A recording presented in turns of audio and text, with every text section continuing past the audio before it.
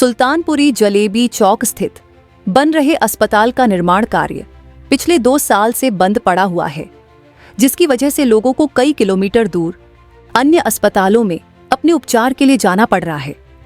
दरअसल वर्ष 2021 में तत्कालीन दिल्ली की सत्ताधारी आम आदमी पार्टी की सरकार ने यह 4 मंजिला अस्पताल प्रस्तावित किया। दिल्ली विकास प्राधिकारी की लगभग 2.5 एकड़ जमीन को अधिग्रह कर लोक निर्माण विभाग द्वारा सितंबर 2021 में निर्माण कार्य प्रारंभ करा दिया गया। वहीं प्रस्तावित जमीन पर घेराबंदी कर पीडब्ल्यूडी के अधीन अनुबंधित कंपनी के कर्मचारियों ने अस्पताल की इमारत का निर्माण कार्य शुरू किया, जिसे मात्र 6 माह में बनाकर तैयार किया जाना था। वर्ष 2023 तक इमारत का निर्माण कार्य चलता रहा और साल के अंत में अस्पताल के निर्माण कार्य को अचानक से रोक दिया गया। लगभग 1 अरब 28 करोड़ 11,61,233 रुपये की लागत से इस अस्पताल का निर्माण कार्य फरवरी 2022 में पूरा किया जाना था, जो आज भी अधर में लटका हुआ है। लगभग 500 से अधिक बेड का ये प्रस्तावित अस्पताल में आधुनिक चिकित्सक सुविधाओं के साथ जनता को समर्पित किया जाता, जिसमें आईसीयू वेंटिलेटर के साथ ही आधुनिक मशीनों के माध्यम से इलाज और जांच की सुविधा लोगों को मिलती। अस्पताल की इमारत का आधे से अधिक कार्य पूरा हो चुका है। दूसरी व तीसरी मंजिल पर 90% कार्य भी पूरा हो चुका है। बता दें कि सुल्तानपुरी में 3 लाख से अधिक की आबादी रहती है, जिन्हें उपचार के लिए मंगोलपुरी के संजय गांधी मेमोरियल अस्पताल या रोहिणी के अंबेडकर अस्पताल में जाना पड़ता है, जहां मरीजों की भारी भीड़ के कारण उन्हें काफी समस्याओं का सामना करना पड़ता है। इस अस्पताल के बनने के बाद सुल्तानपुरी के आसपास के क्षेत्रों के लगभग 5 लाख लोगों को लाभ मिलता, जिन्हें अभी तक इस अस्पताल के न बनने की वजह से 2 से 7 किलोमीटर तक दूर और उपचार के लिए कई घंटे तक कतारों में खड़े होना पड़ता है।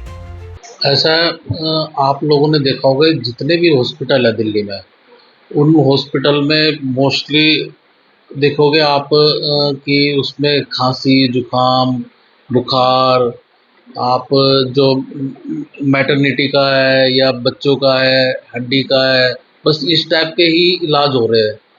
और लेकिन जहाँ पर किसी को अटैक पड़ जाता तो ये यहाँ के लोग यहाँ नहीं जाते, इनको रेफ़र कर दिया जाता है एलएनजेपी में, जीबी पंत में, वहाँ पर रेफ़र कर दिया जाता है, या राम मनोहर लोहिया में रेफ़र कर दिया जाता है। और कईयों की जैसे किडनी की डायलिसिस होना है तो वो भी उधर रेफ़र हो जाते हैं। तो केजरीवाल जी के टाइम में 24 हॉस्पिटल बनाने का काम किया कि 24 हॉस्पिटल बनाएंगे जो सुपर स्पेशलिटी हॉस्पिटल होंगे, जिसमें सब इलाज होगा।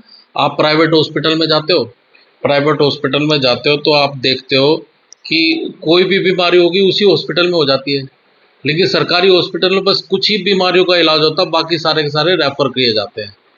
तो हम लोगों ने ये हॉस्पिटल बनाया था और ये बड़ी मुश्किल से केजरीवाल जी ने इसे पास किया था और ये बनना भी शुरू हो गया। 70-80% काम हो चुका है। हाँ, अब उस काम को रोक दिया गया है। पहले एलजी ने रोका था, अब यहाँ की सरकार आई है। मैं गुप्ता जी के पास गया भी था, सीएम मैडम के पास, कि मैडम मेरे को ये हॉस्पिटल रुका हुआ है, इसको बनवा दिया जाए।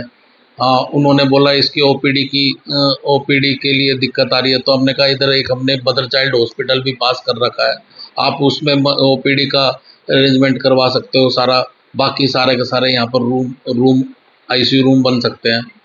तो उन्होंने कहा कि हम करेंगे, लेकिन मुझे नहीं लग रहा करेंगे। करने के बाद तो इन्होंने सौरभ भारद्वाज भी ईडी का रेड लगवा दी कि सौरभ भारद्वाज जी ने यहाँ पर लेट करा दिया। कोई हमारी क्या मंशा थी? हमारी कोई मंशा नहीं है। हम लोगों की एक ही मंशा है कि पब्लिक का काम हो और लोगों के लिए यहाँ पर लोग आए, तंग ना हो, लोगों की जान बचे, इसलिए हॉस्पिटल बनाया था और इतना सुंदर हॉस्पिटल बनाया। ऐसा है, ये गंदी राजनीति है। आप लोग हेल्थी फाइट करो हमसे, हम अच्छा काम कर रहे हैं, आप कोशिश करो कि उससे अच्छा करो। हाँ, मैं कह रहा हूँ इसको हॉस्पिटल में आप बनाओ, आपका तख्ती लगेगी। अब आप मुख्यमंत्री हो, आपके स्वास्थ्य मंत्री की लगी, मेरी मत लगाओ।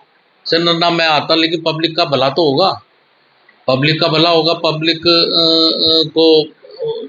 पब्लिक कितनी लोगों को जो सफ़र कर रही है उन लोगों का भला हो जाएगा यहाँ पर। वहाँ पर अभी भी ऐसी हालत हो रही है कि कई बार एक बेड पे 2-2 पेशेंट लेटे होते हैं।